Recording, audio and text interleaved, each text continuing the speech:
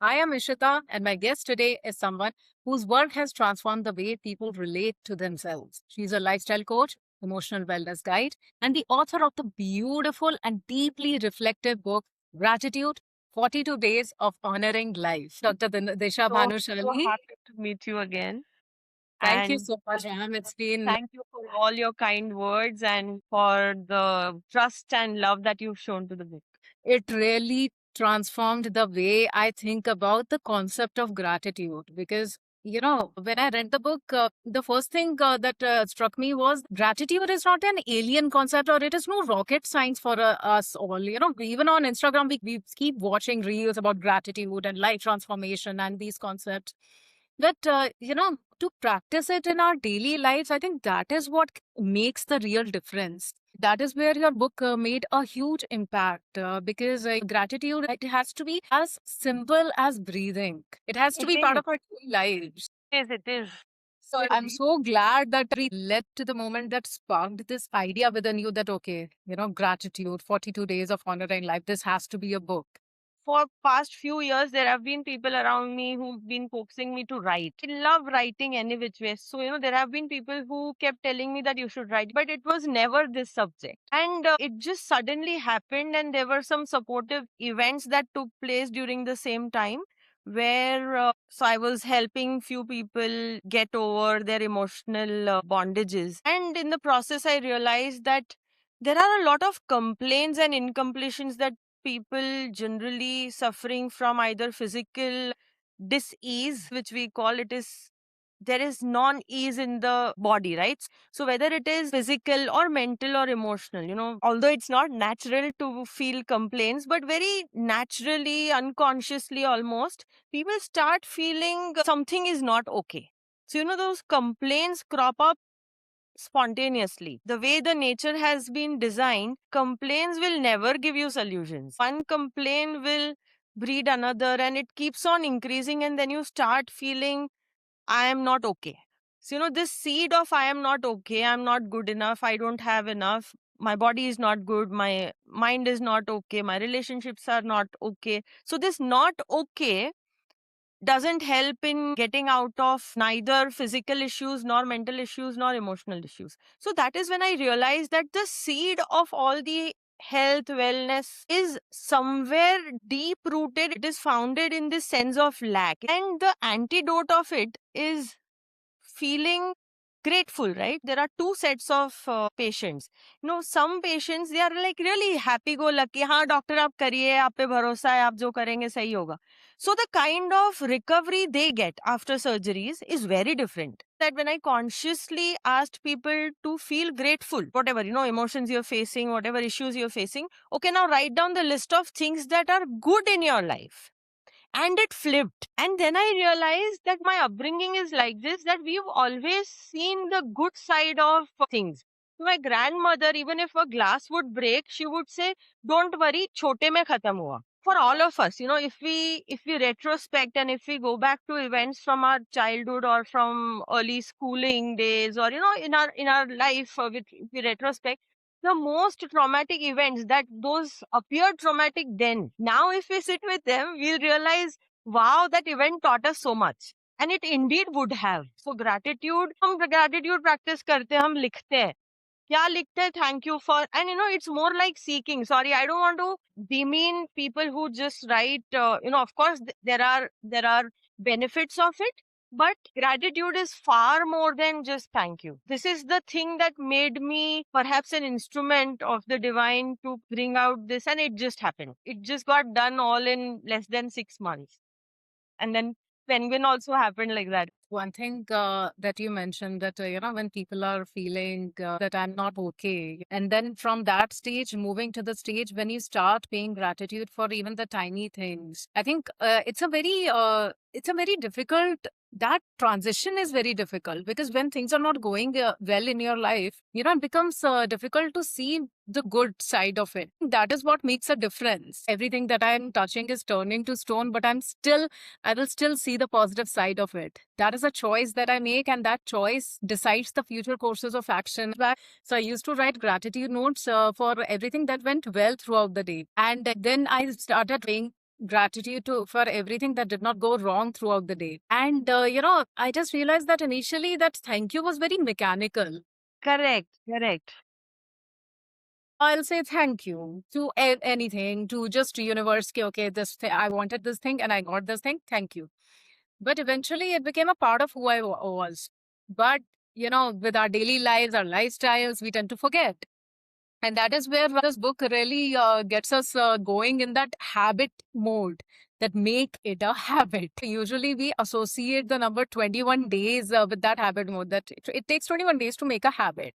So I was very intrigued when I read that 42 days of honoring life. I was like, that is twice the amount of time it takes to for habit building. So what is this idea about the story? Habit building, yeah, there are two thoughts here.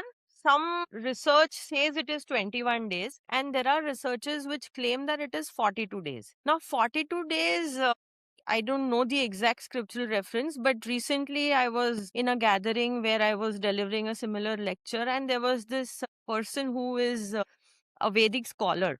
So when I spoke about this, he endorsed it even with some scriptural reference. There is something that changes in 42 days.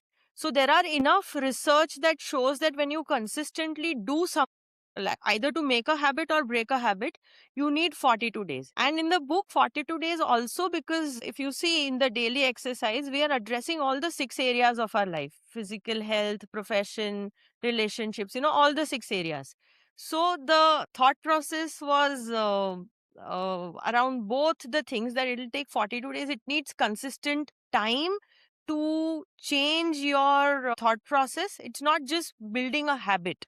And the other thing was that, if you're working on 6 areas, then those 6 areas should at least get a week each. So, although we've not divided into week 1, physical health, week 2, relationships, but you're working on your life comprehensively. So, getting that consistent time and adequate time to dive deeper, because this is not just an exercise. And, I through this medium, I also want to tell this to people who've already started reading the book or already got the book and haven't finished it. It is completely okay. It was never designed to make you feel pressured about even finishing those tasks.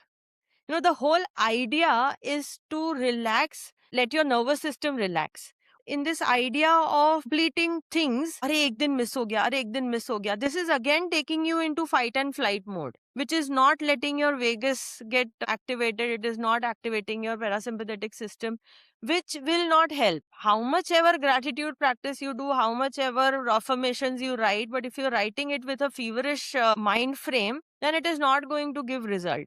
So, you have this opportunity to do it for 42 days.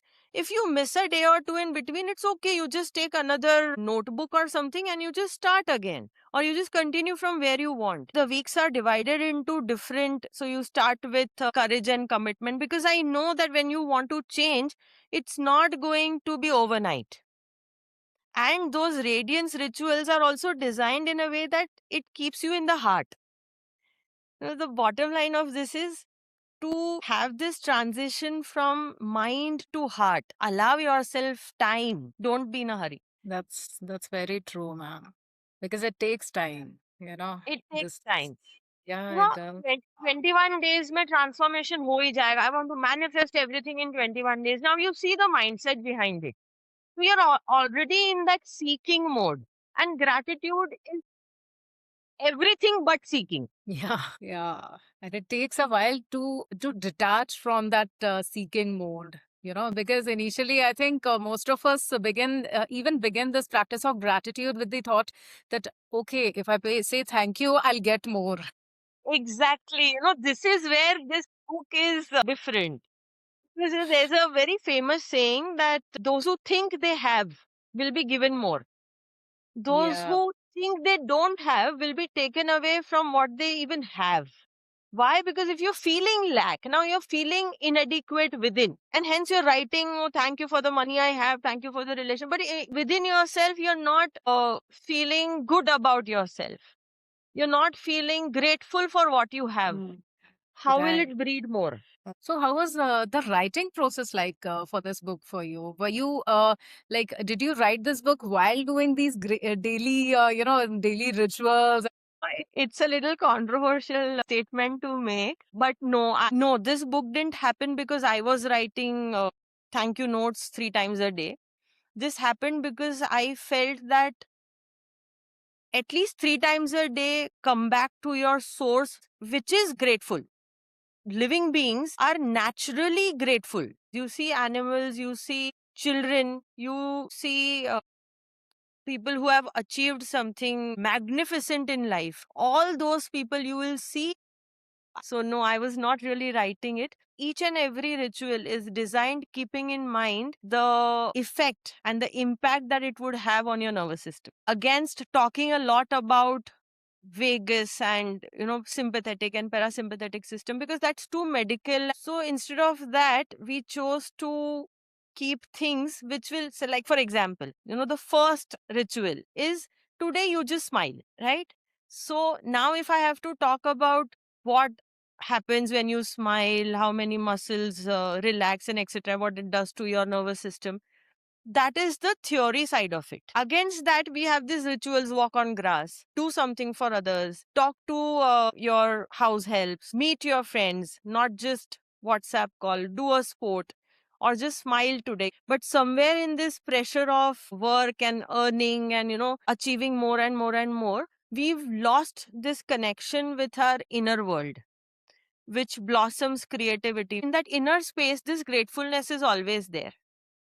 So you see any achievers from Virat Kohli to Narendra Modi ji, two of my favorites, they keep talking about that divine force. They keep expressing gratefulness about getting opportunities. So, it takes you through a very beautiful process where you are connecting with your deeper self. And this is the base behind the structure of the book. It is not only about writing thank yous, or it is not only about thinking of 3 things that you will do to make tomorrow a better day. All this is packaged to bring you back to heart and bring you back to this belief that life is already beautiful. You just have to change the perspective sometimes. Even in medical practice, if I have to prescribe antibiotics, it will be 6 hourly or 8 hourly. So at least 8 hourly practice gratitude. That's brilliant, ma'am, because I think eventually it all comes down to calming your nervous system. I think it's all about training your subconscious mind to see the positive in every situation. And it will go beyond that 42 days. So I would want this to the readers that don't expect yourself to be an absolutely changed person when you finished 42 days. Yes, you will see transformation. You will see a change in perspective. You will find yourself far more relaxed, more confident, honoring yourself more. But this needs to be continued. You do it through conscious awareness about not getting into that complain mode. If you're really, really interested in getting out of this complaining attitude, just watch yourself objectively for an hour. And then you will yourself realize that I think everyone around us eventually begins to complain, and we get into that social rut. observing things and making a point out of it is a different thing. But Mm. complaining and getting into that loop of complaining, and then it becomes your nature. And you start complaining about every little thing. In fact, that mentoring Buddhism that I was telling you about, the mentors say in that complaining erases good fortune. Absolutely. This is so true. This is very true. This is very true because you're actually shutting off those doors for abundance to flow. So